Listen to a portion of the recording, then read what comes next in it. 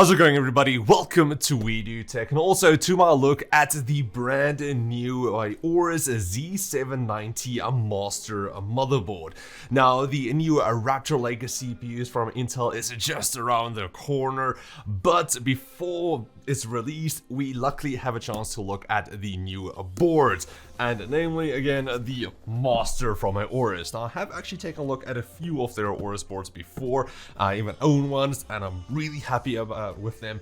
So let's see how the new one stacks up. Now, unfortunately, this is just going to be an unboxing video, no in-depth detail about the VRMs and performance of overclocking or anything like that, but hopefully later on we can do something like that as well once we have a Ryzen 13th generation CPU, which again is not out yet, so unfortunately we're not there yet. But anyway, starting off with the pricing for these boards, unfortunately I don't have the exact pricing yet because they're not out yet. However, the Z690 Master is currently retailing for around 10,000 Rand for here in South Africa, or around $300 on Amazon, which is currently on a special from the $470, mostly because this one is out.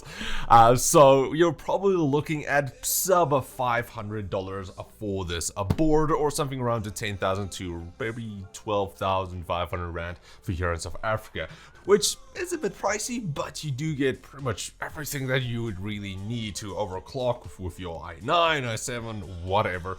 You're gonna get everything out of this, and you'll see as well, it does have some pretty nice features, which we didn't even review. So, but just before we get into the video, I do have a question. Are you guys planning to actually upgrade from your current setup to the new Z690 and Raptor Lake CPUs, or are you still fine with your setup, or what's the reason? Is the price range? Because we know everything is kind of expensive these days, so yeah, let me know down in the comments below. Alright, so firstly, let's quickly open it up and see what we get inside the box. Now, of course, you have the motherboard here, which is really heavy. That's even more heavy than my previous Z590 Aorus motherboard. So we do have our stickers here. We do have this tiny little booklet, so no manual really, so if you want to see all of the details, you'll have to go download it from their website. But luckily you can also see some of their boards that they are planning to release, some of them being a DDR4 as well.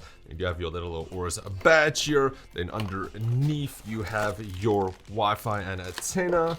You do have your thermal sensor here as well, and then on this side you have some sleeved SATA cables, then also your RGB extension cord, your speaker I believe, and then some additional thermal sensors along with your the G connector. So that's pretty much all that you get. Not really a lot. I feel like it's a lot less than what you previously got in the box. So, but that's fine. At least you do have your stickers if you want to stick it somewhere.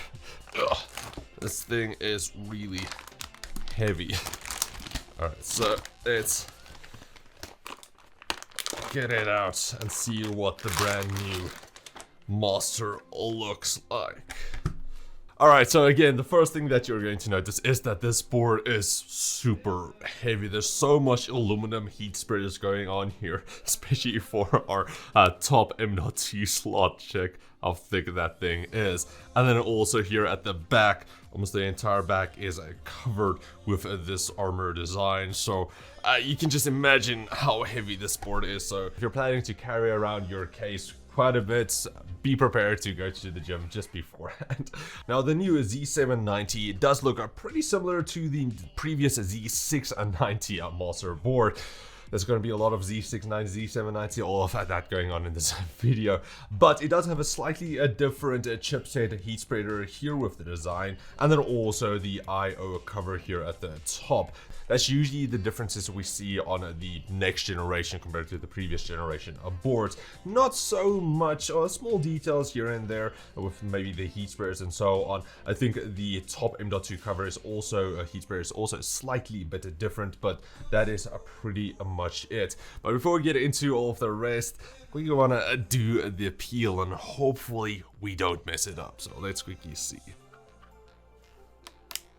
I messed it up. Ah, jeez, that sucks. That one worked. Let's see if we can fix it. Alright, let's see.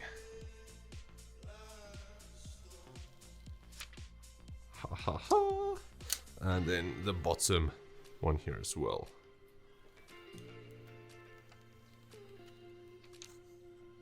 There we go. Look how shiny that is. A nice rainbow effect going on there. Actually looks pretty nice. There we go. Alright, so that's it for our peel. Rate my peel. How was it? Not the greatest at the start, but luckily the next one was pretty good. And then lastly, of course, this is a eATX form factor, so make sure that your case does also have enough space to actually fit inside. Now then, moving on towards the CPU. So this new Z790 boards do support above a 12th generation and the new 13th generation Raptor Lake CPUs.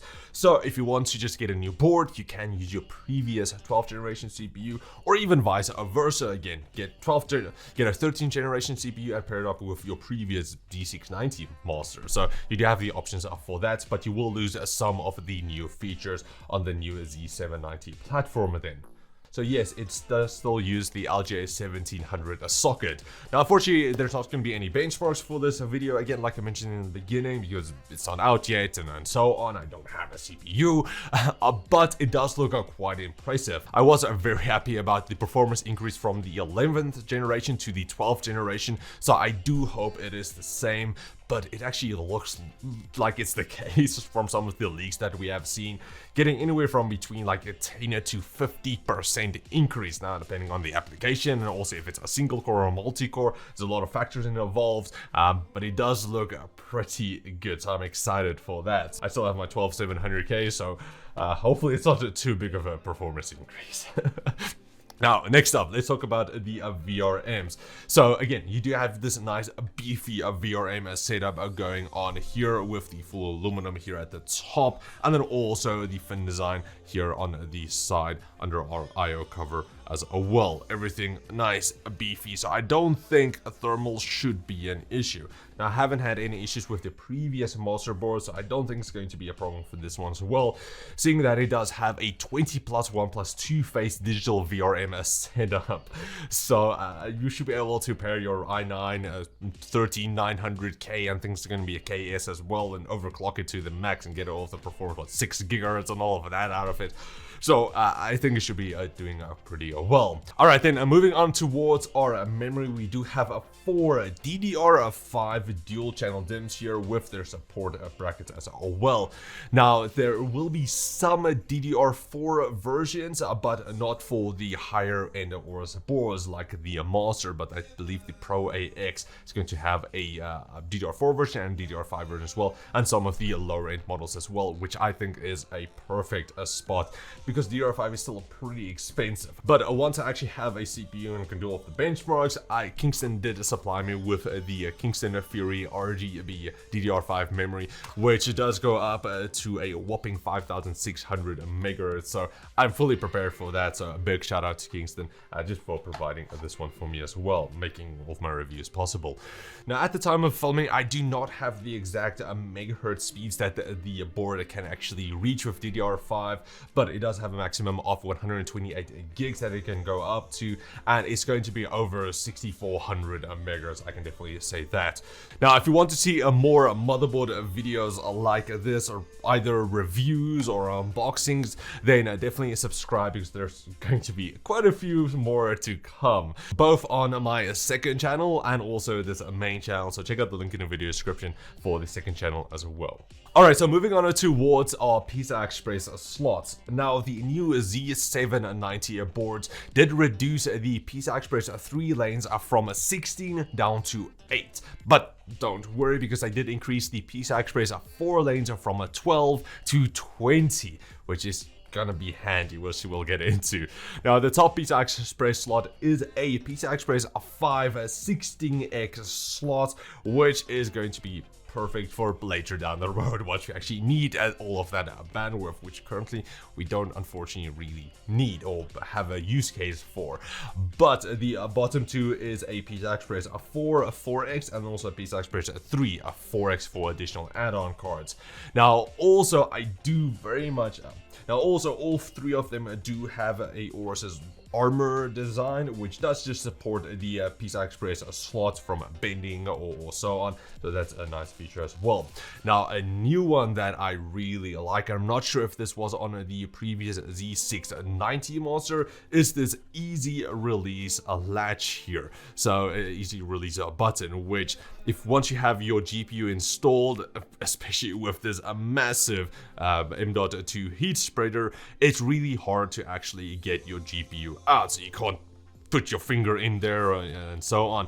So this is just where this one actually gets in. Once you lock your GPU in place, just press this button and it actually pops open with just a cable, and that's really nice. It's small things like that which just makes building a PC and especially taking apart a PC a lot easier. So I do appreciate that, and I do like that it's also a nice big square button.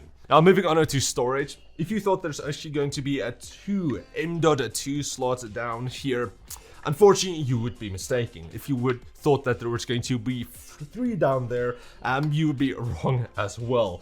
Unfortunately, there's only 1, but multiply by 4. So underneath this massive heat spreader, you would not think that Aorus was able to cram in 4 M.2 PCI Express Gen 4 slots. Now the top 2 are the extended 20-110 slots, and the bottom one is the bit shorter. Now I do also like that Aorus added their easy latch here, which just makes installing an M.2 that much easier, where you don't need to screw anything in and all of that. You can pretty much just lock it in place and it's going to stay there, which is also very handy, especially once your board is already installed in your system and you don't want to take it out. You can just pop it in there and lock it in place. Now for the top M.2, this is a Gen 5 slot, so if you want to go all out with speed, you do have that one as an option as well. I'm not exactly sure if it does share a bandwidth with the top PCI Express 5 slot as well. It could be that it's going to downgrade probably to an 8X. I'm not exactly sure about that yet, but the top M.2 is a Gen 5, and then also just look at again this massive heat spreader here. So I don't think thermals is going to be a problem for your top M.2, whether it's going to be Gen 4 or Gen 5. I'm still amazed that there's 4 down here. So storage is definitely not gonna be a problem. And then of course finally you do have also some 4 SATA ports here, 90-degree SATA ports here on the side, which yeah, if you do need some additional storage, you can connect your hard drive or a 2.5-inch SSD as well. Now, just before we continue with the video, if you guys have any idea of a product you would like me to feature either in a video or a comparison or even a build, then tag me and the brand in a tweet and I will see if I can get that arranged. Now then, moving towards our I/O here, we do have our integrated I/O cover, which is always handy. Luckily, that's pretty standard nowadays, where at the top here, you do get your clear CMOS button, your BIOS a flashback button with our USB down here. You do have your Wi-Fi 6 and a Bluetooth wireless connections here. Then you do also have 4 USB 3.2 Gen 1 Type A ports, 7 USB 3.2 Gen 2 Type A ports in red. You do also have your DisplayPort, which I believe is a 1.4, and then 3 USB Type Cs, with the top 2 being 20 gigabits a second and the bottom one being 5 gigabits a second. Then you do also have your 10 gigabit Ethernet port, which I'm pretty happy about, and then also a reduction in your audio connections, which is not really needed with all of the additional ones. So you do have your line-in mic and also SPDIF out. That's really all you need.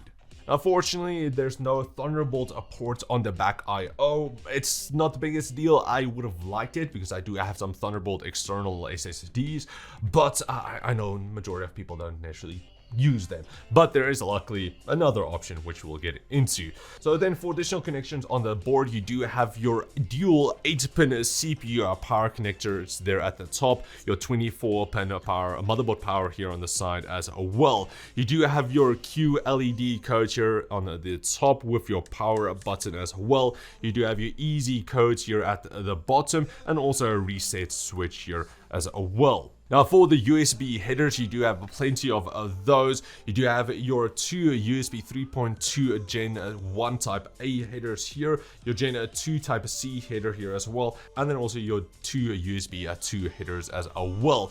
And then on the side here, this is where you have your Thunderbolt connection for add-on cards, so you do have the option at least for that. Now for our RGB, you do have two 5V and two 12V RGB headers at the bottom and at the top here. Then for our PWM fan connections, you do have a total of 10. So at the top there, all around the side, you do have 90-degree ones here on the side as well, which is pretty handy. I do actually like that. And then more here at the bottom as well going through, and then some additional connections as well, like your thermal connections, jumpers, and so on. Alright, but that's pretty much it for our quick look at the brand new Aorus Z790 Master motherboard. A pretty nice board, if I have to say so myself, and very unfortunate that I have to send it back afterwards. But hopefully later on I can actually do a nicer build with this board as well. Now, if you have any questions, leave a comment down below, but the best way is either to tweet at me, or better yet, join the Discord server down below, where either I or somebody else in there can help you out if you have any questions about products like this, or pretty much anything else. Just probably not relationship advice. But anyway, if you guys want to get this board for yourself, I will leave links in the video description once it is available, so you'll be able to get it for yourself. And also a big shout out to Gigabyte South Africa sending the board over for our video, and of course probably more to come as well, so a big shout out to them. But anyway, thanks for watching guys, I hope you enjoyed. If you did, please like, share, subscribe, and comment like always, and I'll check all of you next time. Cheers guys.